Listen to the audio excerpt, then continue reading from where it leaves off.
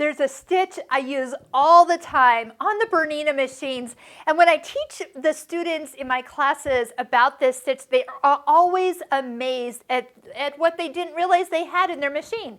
It's stitch number 6, which is a triple straight stitch, and stitch number 7, which is a triple zigzag.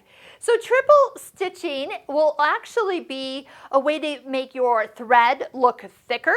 So instead of going out and buying like a really heavy top stitch thread, you can take any thread in your collection, and because it's going to be tripled, you will find that it will look 3 times as thick. So instead of you having to buy a bigger needle and adjust your tension, you can actually just take any of your threads. You can use metallic thread, you can use variegated thread.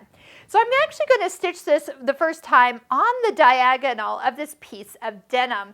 And the reason I want to show you this is because it's going to actually also be considered a stretch stitch. And a stretch stitch that looks professional and has amazing give. So let's just go ahead and see what this looks like. So what it does is it goes 2 stitches forward and then 1 stitch back. And so it gives you that nice professional look. Now the reason I sewed it on the diagonal is because you can see the bias of the fabric stretching, but look how pretty that stitch is.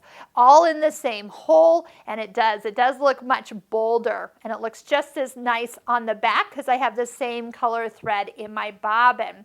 So if you're ever wanting to like reinforce something, or like even a seat or pair of pants and stitching that crotch area, you're going to be stretching those pants out, and believe me, they are cut on the bias as well. Use a triple straight stitch because it can really help secure that area. Great place to be secured, right?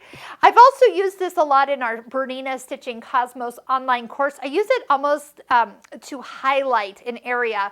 I use it like eyeliner. So I'll put a high contrast thread in and sometimes go around an extra stitch and really highlight places that might not be as a pop as I want it to be. And then here, we did mention that there is a triple zigzag. And again, you can make this any size you want. So what size you see on the screen is the size you'll get on your fabric. So let's just do a quick little comparison test here.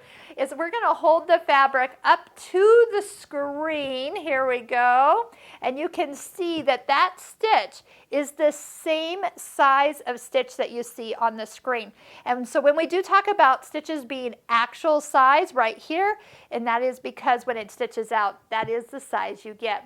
So I hope that when you're stitching out your stitch book, which we have links below this YouTube video for you to explore and learn about creating a stitch book, that when you come to stitches that don't look very exciting and you stitch them out, you sometimes are going to be surprised of what they actually look like. They're always going to look better on fabric than they do on screen.